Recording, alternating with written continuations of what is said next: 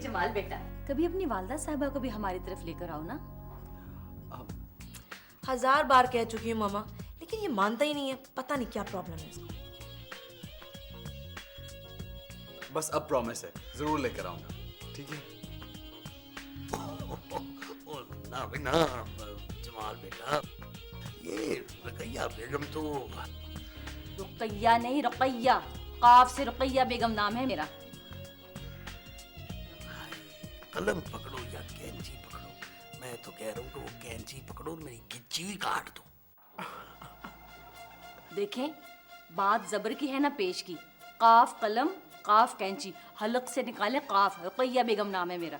ओहो मामा बस करें, रोज आप लोग एक ही बात पे लड़ रहे ये होते हैं। देखा, मैं गलत नहीं कहता, ये मुझे तुम्हारे ने मशवरा दिया था। क्या मशवरा दिया था? किसी ने मुझे मशवरा दिया था कि भाई या तो मामा का नाम बदल ले, वैसे अगर ज्यादा कोशिश करे तो माँ ही बदल ले।